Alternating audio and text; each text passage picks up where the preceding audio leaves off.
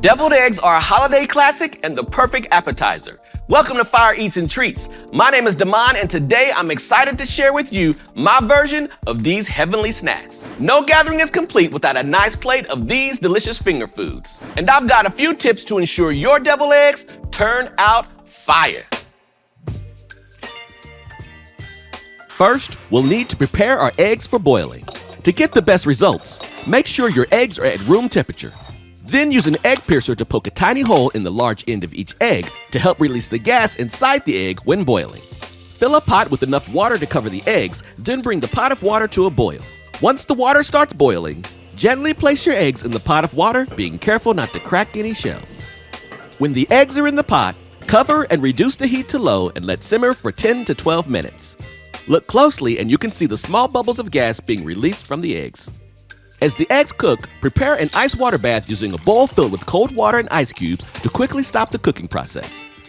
After the eggs are done cooking, gently put them in the ice bath for about 5 minutes or until they are cool enough to handle. Once cooled, lightly tap the eggs until you hear the membrane snap. I like to tap both the top and bottom, then gently roll it on its side to break up the shell. After that, peel the eggs under cold running water or submerged in the water from your ice bath.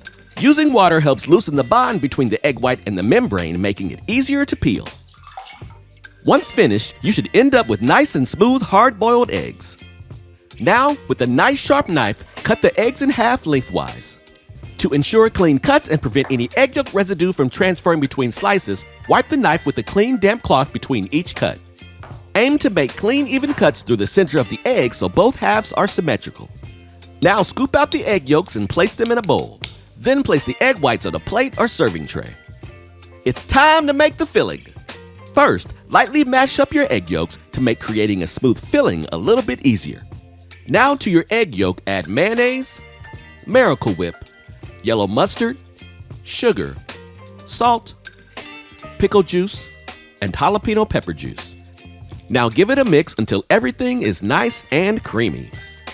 I like to use Miracle Whip for a little extra tang, and jalapeno pepper juice is the secret to making sure your deviled eggs are fire. Now that our filling is mixed, it's time to fill the egg whites. Put the filling in a piping bag or plastic bag to have more control. Then squeeze the bag a few times to break up any remaining lumps. After that, snip off one corner of the bag, then overfill each egg white. Start filling from the bottom of the egg, then go around the egg in a circular motion. Next, dust the top with paprika and sprinkle with dill for a little extra color and flavor. And that's all. Your deviled eggs are ready to eat.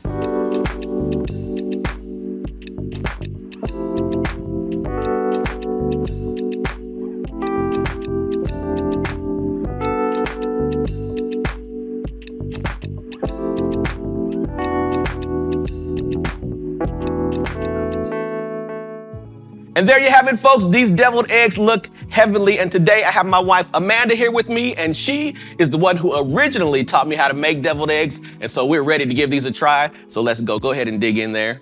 All right. Let me grab one. I'll grab one right next to you. I'm excited. Cheers. Cheers. Here we go.